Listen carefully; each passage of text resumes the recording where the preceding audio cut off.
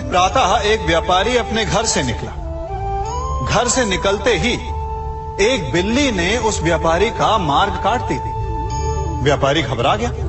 वो फिर से घर लौट गया और शुभ घड़ी की प्रतीक्षा करने लगा। और जब वो पुनः अपने घर से निकला तब वो वाहन जा चुका था जिससे राजा तक पहुंचकर उसे भेंट देनी थी। राजा को भेंट नहीं मिली।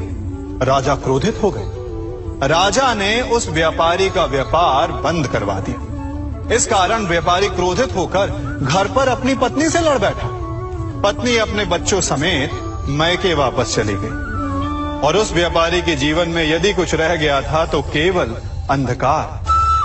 और इन सब का कारण वो उस बिल्ली को मानता रहा जिसने उसका मार्ग काटा था।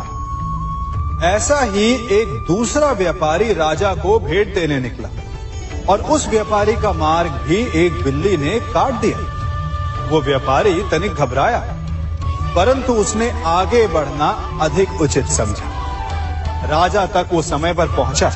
उसने राजा को भेंट दी। राजा प्रसन्न हुए और राजा ने व्यापारी को अपना व्यापार बढ़ाने की अनुमति दी, स्वर्ण आभूषण दी। जब व्यापारी घर पर पहुंचा तो पत्नी को आभूषण और अपने बच्चों को देने के लिए वस्त्र थे उसके पास। हर ओर प्रसन्नता थी। समझ रहे हैं ना? दोनों के साथ एक ही प्रकार की घटना हुई, परंतु दोनों की प्रतिक्रिया भिन्न थी। ऐसा ही हमारा जीवन भी है। हमारे जीवन में प्रारब्ध का अपना स्थान है, परंतु उससे कई अधिक महत्वपूर्ण हमारी प्रतिक्रिया, हमारे सोच का प्रभाव है। क्योंकि यही हमारे जीवन को आकार देते हैं। इसलिए अपनी सोच को सकारात्मक रखिए। आपका जीवन सदैव आनंदमय रहे।